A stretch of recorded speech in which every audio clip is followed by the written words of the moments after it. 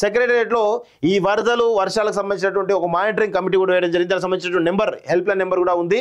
So ఇమీడియట్గా ఈ help line number కూడా ఏమైనా మీకు అవసరం ఇమీడియట్గా ఏమైనా ఉంటే ఇమీడియట్గా కాల్ చేయండి. 04023454088 అనేటువంటి నెంబర్కు కాల్ చేసి మీరు ఒకవేళ ప్రమాదంలో ఉంటే ఇమీడియట్గా కాల్ చేయండి. వాళ్ళు స్పందించేటువంటి అవకాశం అయితే కనబడతా ఉంది. రాష్ట్ర వ్యాప్తంగా కుండపోత వర్షం, నీట మునిగిన పలు జిల్లాలు. ఖమ్మం, వరంగల్ జిల్లాలో వరద బీభత్సం. అదేదో ప్రాజెక్టులకు కొనసాగుతున్న వరద, వాగులు వంకలు పొంగిపోవడంతో తెగిన రోడ్లు. 117 గ్రామాలకు రాకపోకలు బంద్. ప్రాణాలు కోల్పోయిన 9 మంది, వారిలో మహిళా శాస్త్రవేత్త సైతం. సాగర్ ఎడమ కాలువకు గండి. రాష్ట్రానికి అదనంగా 9 ఎన్డీఆర్ఎఫ్ బృందాలు. పరిస్థితిని అమిత్ షా దృష్టికి తీసుకెళ్లిన బండి సంజయ్. అవసరమైన సాయాన్ని అందిస్తాం ముఖ్యమంత్రికి మోడీ, షా హామీ. నేడు 8 జిల్లాలకు రెడ్ అలర్ట్, 15 జిల్లాలకు ఆరెంజ్ వార్నింగ్ జారీ. మరో 2 రోజులు వర్షాలు కంటిన్యూ.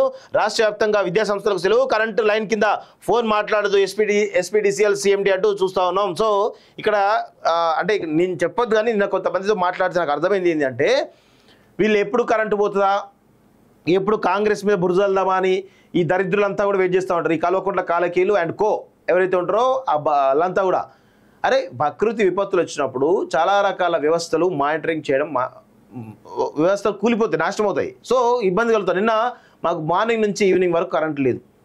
ఎందుకు కరెంట్ లేదు అంటే ఆడ ట్రాన్స్ఫార్మర్ కూలిపోయింది, ఆడ పెద్ద ఎత్తున ఇబ్బంది, కరెంటు సరఫరాకి ఇబ్బంది కలుగుతూ ఉంది. ఈ సమయంలో ఏం చేస్తాం? అడ్జస్ట్ కావాలి కదా. ప్రకృతి విపత్తులు వచ్చినప్పుడు ఏం చేయలేదు, ప్రభుత్వం కూడా ఏం చేయలేదు, అర్థం చేసుకోవాలి. కానీ ఈ కల్వకుంట్ల కాలకేయులు అండ్ దొంగలు ఏం చేస్తారంటే మొత్తం ఆడ కరెంటు పోయింది, ఈడ కరెంటు పోయింది, ఆడ కరెంట్ లెక్క వస్తువులు పడతారు, ఈడ కరెంట్ లెక్క వస్తువులు పడతా ఉంటారు అని చెప్పేసి వైషమ్యాలు తెచ్చగొట్టే ప్రయత్నం చేస్తారు ఈ దొంగలంతా కూడా. వీళ్ళు ఎప్పుడు పని చేయలేదు, వీళ్ళకు రాజ్యాంగం తెలియదు, వ్యవస్థలతో ఎట్లా పని చేసుకో తెలియదు, ఏమీ తెలియదు. కానీ విషం చిమ్మాలే, ప్రజలను, అమాయకమైన ప్రజలను రెచ్చగొట్టాలి, తద్వారా వాళ్ళను ఆత్మహత్య చేసుకొని ప్రేరేపించాలి, ఆ శవాలపైన పేలాలు ఏరుకొని బతకాలనేటువంటి ధోరణి తప్ప వేరే ఏది లేదు ఈ బీఆర్ఎస్ సంబంధించినటువంటి కల్వకుంట్ల కాలకీలకు.